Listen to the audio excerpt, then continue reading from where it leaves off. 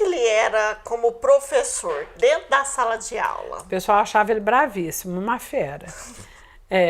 Diz que nota com ele diz que era um sofrimento.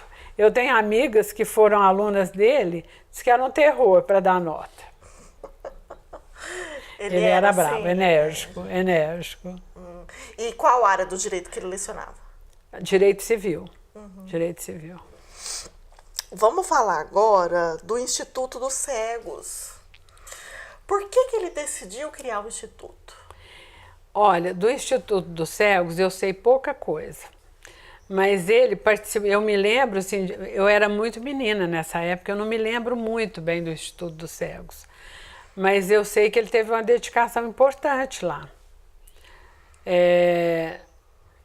Inclusive, ele foi um dos fundadores, parece, do Instituto dos Cegos, né? Mas eu não sei te falar muito da atuação dele lá, porque nessa época eu era muito criança, eu acho. Não me lembro muito. Mas eu sei isso também foi uma coisa boa que ele fez, né? Agora nós vamos falar do estádio. Quando a senhora vê o estádio do jeito que ele está hoje... Morro de tristeza. É onde eu queria chegar. Não era o que ele tinha pensado. Nunca foi. Porque não pôde ser realizado do jeito que foi projetado. Mas ele ficou feliz de ver o estádio funcionando. Sabe? Ele falou, ainda bem que hoje está servindo para, né? Porque ficar parado seria muito pior. Então, se não pôde fazer tudo, menos mal. Ele, pelo menos ele funciona, né? Porque se não funcionasse de jeito nenhum, se não tivesse sido levado adiante, seria muito pior, porque ficaria um elefante branco inacabado, né? Que muita gente já chama o estádio hoje de elefante branco. Aí eu fico me perguntando, né? Se, assim... Na época, era a mentalidade da época, construir estádios, realizar grandes jogos, né? Como teve bons jogos aqui, Uberaba na primeira divisão, né? Uberaba Esporte na primeira divisão. Então, era a mentalidade da época, construir estádio para o povo poder ter um entretenimento, né?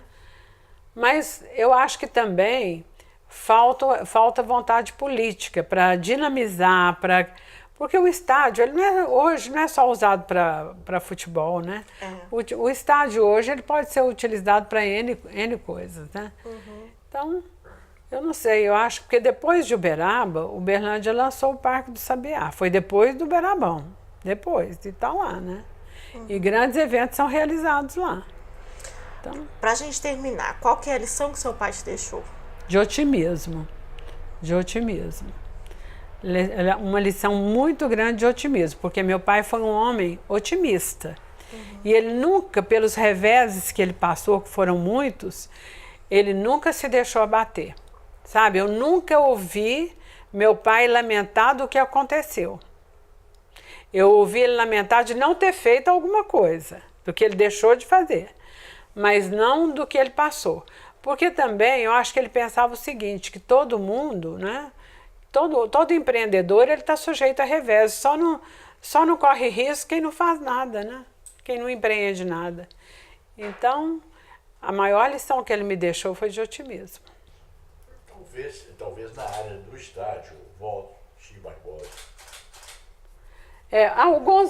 O Gonzaga acompanhou muito essa parte esportista do meu pai, viu? Ele e o Valtinho, que foi presidente do Uberaba Esporte Clube. Ele tá até... O Valtinho é daquela distribuidora de cimento ali na Barbosa e companhia. Tem coisa dele. E o Luiz Gonzaga vamos lá assim, jornalista. Ele era jornalista, ele está aí nas fotos, não sei se você identificou, nas fotos do Uberabão. Novinho também. Estava novinho, aí magrinho, né? É o Luiz Gonzaga nessa parte desportista, né? Uma pessoa boa nesse sentido. Agora, na parte industrial, correto, gastado de férias, eu não sei o filho dele mesmo, o Antônio Ronaldo... O Antônio Ronaldo, nessa época, o Antônio Ronaldo acho que nem convivia muito, mas pode ser que ele saiba alguma coisa. o Antônio Ronaldo, nessa época, ele estava estudando fora ainda, né? Estava no Rio de Janeiro. É. É chegada, uma coisa, bom, eu expliquei isso. Mas com relação ao seu pai, você falando da cafeicultura, a outra aqui também que investiu 2 milhões de covas de café. 2 milhões de Nossa covas, Senhora. 4 milhões de pé. Você? Eu, Joaquim, individualmente, 1 milhão. E com 200 sócios de São Paulo e tudo mais, implantamos muitas fazendas aqui na região. Até hoje algumas continuam. Mas a nossa mesmo deu 3 anos em seguida. Pois é. 72 e 73.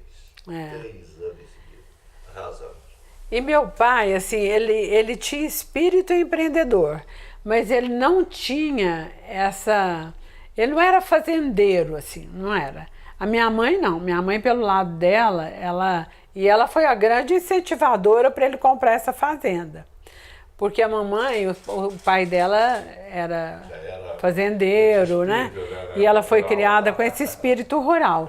Mas o meu pai não. Meu pai não era. Ele fazia e às vezes eu falava, pai, isso aqui não é uma indústria, assim, né, pai? O pessoal não tem o mesmo nível, né? Então, ele não se conformava, ele queria... Tanto que ele fez uma ordenha mecânica primeira de Uberaba. Não é? Foi pioneiro, né? É. Fez muitas coisas na região, né? Então vamos colocar o título, né? De Garra, o pioneiro. É ótimo isso, Gilberto.